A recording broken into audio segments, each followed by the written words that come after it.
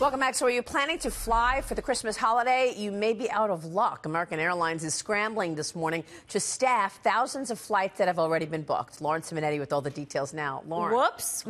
This is the equivalent of you getting December 20th off, Dagan getting December 20th off, Cheryl getting that date off, me getting that date off. How do you run Mornings with Maria? So there was a computer glitch at American Airlines. So all of these pilots got key days around the holidays next month off. So what do you do if you're American? So they said, okay, we're going to, we have a reserve system, so there are pilots that will have to come in no matter what.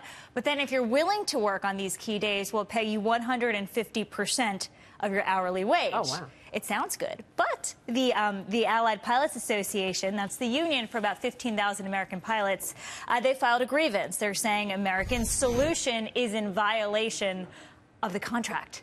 That's their statement. So I'm curious to see how this all pans out. The stock was down yesterday when the other airlines were up because if you remember for the hurricanes, they had to cancel 8,000 flights. That was a $75 million cost for them. So there will be a cost to this. And of course, investors don't like this. But then I got to say, look, you charge so much for us to check our bags and you're going to be, checking your Christmas gifts and everything else. They are probably able to afford this. But this is a major whoops from this airline. A computer glitch? I love the fact that the unions push back. What do the unions want? Would the unions like everybody to go to another airline and have financial trouble for American? What is the cost?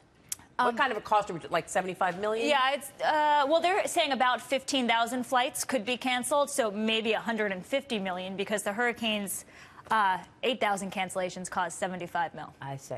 At least American Airlines is giving their customers a heads up that they're going to get stuck, if you will, over the holidays, because again, usually it's the last minute when they cancel your flight or they don't have a flight crew to take you to where you're supposed to be going. Although, as someone who has a really big trip set up for the holidays, where are you going? On American, we're going to be sailing in the Caribbean. And it's like, what am I going to do with this information?